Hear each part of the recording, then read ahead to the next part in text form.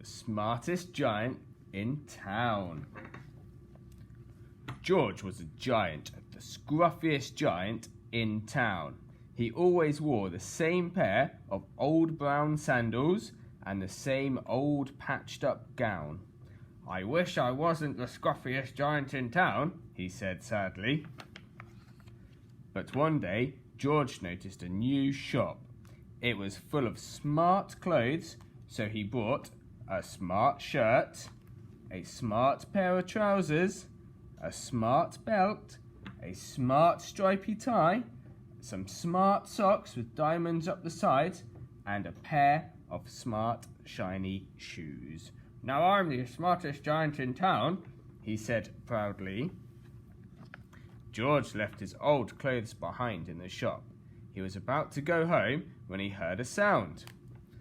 On the pavement stood a giraffe. He was sniffing sadly. "What's the matter?" asked George. "It's my neck," said the giraffe. "It's so very long and so very cold. I wish I had a long, warm scarf." "Cheer up," said George, and he took off his stripy tie. "It didn't match my socks anyway," he said, and as he wound it round and round the giraffe's neck, it made a wonderful scarf. "Thank you," said the giraffe. As George strode towards home, he sang to himself, "My tie is the scarf for a cold giraffe, but look at me up and down. I'm the smartest giant in town." George came to a river. On a boat stood a goat who was bleating loudly. "What's the matter?" asked George. "It's my sail," said the goat. "It's blew away in the storm. I wish I had a strong new sail for my boat." "Cheer up," said George, and he took off his new white shirt. "It kept coming untucked anyway," he said, as he tied it to the mast of the goat's boat. "It's made a magnificent sail." "Thank you," said the goat. Meh. George strode on, singing to himself. "My tie is a scarf for a cold giraffe. My shirt on a boat is a sail for a goat. But look at me up and down. I'm the smartest giant in town." George came to a tiny ruined house. Beside the house stood a white mouse with lots of baby mice. They were all squeaking. "What's the matter?" asked George. "It's our house," squeaked the mother mouse. "It burnt down now, and now we'd have nowhere to live. I wish we had a new house." "Cheer up," said George, and he took off one of his shiny shoes. "It was giving me a blister anyway," he said. As the mouse and her baby scrambled inside, the shoe made a perfect home for them. "Thank you," they squeaked. George had hopped along the road now, but he didn't mind.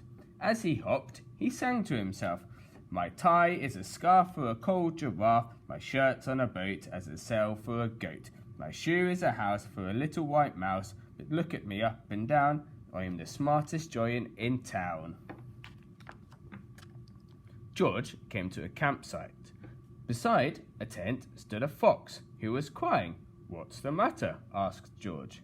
"It's my sleeping bag," said the fox. "I dropped it in a puddle. I wish I had a warm, dry sleeping bag." "Cheer up," said George, and he took off one of his socks with diamonds up the side. "It was tickling my toes anyway," he said, as the fox snuggled into it. "It's made a very fine sleeping bag." "Thank you," said the fox. George hopped on his way, singing to himself, "My tie is a scarf for a cold giraffe. My shirt's on a boat as a sail for a goat. My shoe is a house for a little white mouse. One of my socks is a bed for a fox. But look me up and down. I'm the smartest giant in town." George came to a big squelchy bog. Beside the bog stood a dog who was howling. "What's the matter?" asked George. "It's this bog," said the dog. "I need to get across, but I keep getting stuck in the mud. I wish there was a safe, dry path.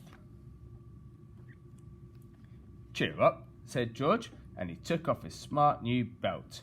It was squishing my tummy anyway, he said, as he laid it down over the bog. It made an excellent path. Thank you, said the dog.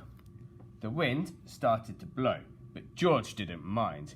He hopped on, singing to himself. My tie is a scarf for a cold giraffe, my shirt's on a boat as a sail for a goat, my shoe is a house for a little white mouse, one of my socks is a bed for a fox, my belt helped a dog who was crossing a bog, but my trousers are falling down. I am the coldest giant in the town. Suddenly, George felt sad and shivery, and not all smart. He stood on one foot and thought, I'll have to go back to the shop and buy some more clothes, he decided. He turned around and hopped all the way back to the shop. But when he got there, it was closed. Oh no, cried George. He sank down on the doorstep and a tear ran down his nose. As he felt sad as all the animals he had met on his way home. Then, out of the corner of his eye, he saw a bag with something familiar poking out of the top. George took a closer look. My gown, he yelled. My dear old gown and sandals. George put them on. They felt wonderfully comfortable. I am the cosiest giant in town, he cried as he danced back home along the road. Outside his front door stood all the animals he has helped. They were carrying an enormous present. Come on, George, they said. Open it. George untied the ribbon. Inside was a beautiful gold paper crown and a card. Look inside the card, George, said the animals. George put the crown on his head and he opened the card. Inside it said, your tie is a scarf for a cold giraffe. Your shirt's on a boat as a sail for a goat. Your shoe is a house for a little white mouse. One of your socks is a bed for a fox. Your belt helped a dog who was crossing a bog. So here is a very fine crown to go with the sandals and gown of the kindest giant in town. The end.